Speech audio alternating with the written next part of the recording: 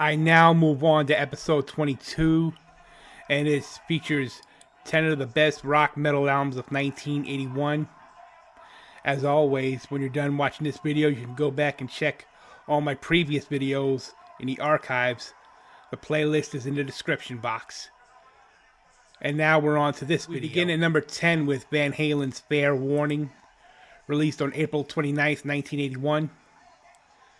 It is the band's slowest selling album of the David Lee Roth era. Despite the commercially disappointing sales, Fair Warning was met with positive reviews from critics. Eddie Van Halen won whatsoever internal skirmishes the band had, even with the lack of a single dedicated instrumental showcase. Since its release, it went double platinum and went to number 5 on the Billboard 200. The standout tracks were Unchained and Mean Street. Number 9 is Motley Crue's debut record, Too Fast for Love, released on November 10th, 1981. Self-produced, by the way. While the album reached only number 77 on the Billboard 200, it would ultimately reach platinum status. The songs Stick to Your Guns and Livewire were released as singles for the album. The cover is in homage to the Rolling Stones' 1971 record, Sticky Fingers. Not a bad debut record. Next, number 8 is Judas Priest's 7th record, Point of Entry, released on February the 27th of 1981. Produced by Tom Allom and the rest of the band of Judas Priest. Following the conclusion of the British Steel Tour, they began work on this album, and they were going to go more in the more radio-friendly direction. And that was not going to cut it with a lot of these hardcore Priest fans. I don't care who you were. They would rebound with Screaming for Vengeance in '82, so.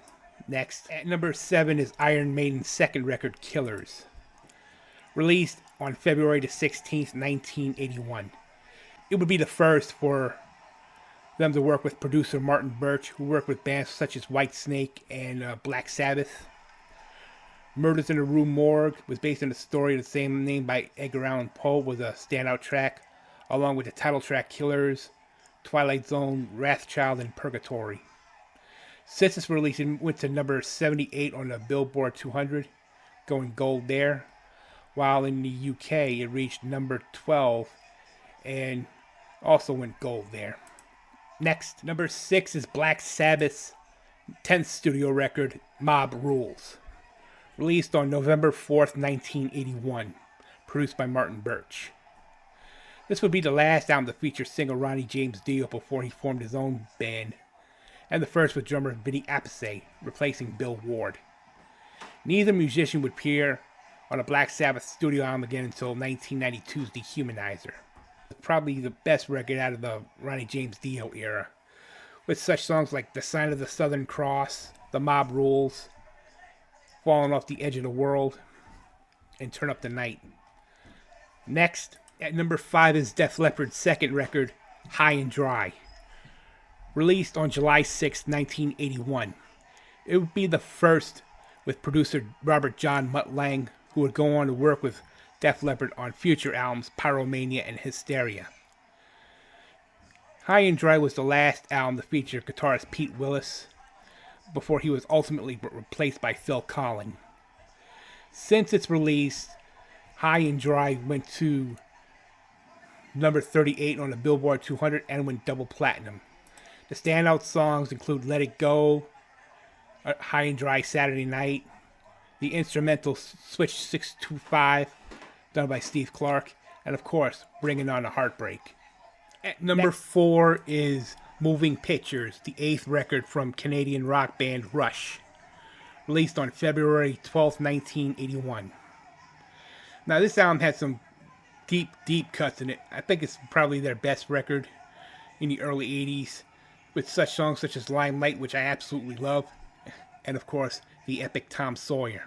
Since its release, Moving Pictures had gone to number 1 on the top rock albums charts, peaked number 3 at the Billboard 200, went to number 1 on the Canadian charts, and has gone quintuple platinum, 5 million albums sold in America alone. Next, at number 3 is Ozzy Osbourne's second record, Diary of a Madman, released in October of 1981. It's the last studio album to feature guitarist Randy Rhoads and drummer Lee Kerslake. Randy Rhoads would die of a plane crash in 1982. Since its release, the album made it to number 16 on the Billboard 200, 14 on the UK charts, and it went triple platinum. The standout songs include Flying High Again, Over the Mountain, Tonight. I also like the songs Believer, and of course the title track. Next. At number 2 is ACDC's For Those About to Rock, We Salute You. Produced by Robert John Mutt Lange, who also produced Back in Black and Highway to Hell before that. It would be AC/DC's first number 1 album until Black Ice in October of 2008. Most of the album was written by the Young Brothers and Brian Johnson. Since its release, For Those About to Rock went 4 times platinum, went to number 1 on the Billboard 200. I don't think it charted in the UK, but it went up to number 3 in their homeland of Australia. Standout tracks I like were the title track, Spellbound, and Evil Walks. And at number 1 is Journey's Escape, released on July 17th, 1981.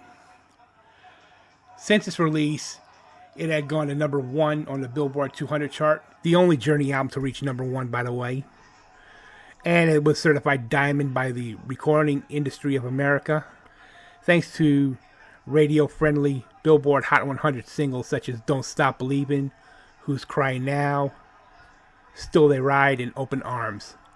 I covered this album on my album review series a little over a month ago. You can go check that out yourself. So here's a quick review of the 10 best hard rock heavy metal albums of 1981, ranked and handpicked by me personally. I always thought that Journey was more successful in 1981 than all those other bands, even though Motley Crue was starting to gain steam, and they were just starting out. But nobody could predict the mayhem and success that Motley Crue would have throughout the 80s. This has been Joel Ohm's album review. Stay tuned for the third and final one later today. No.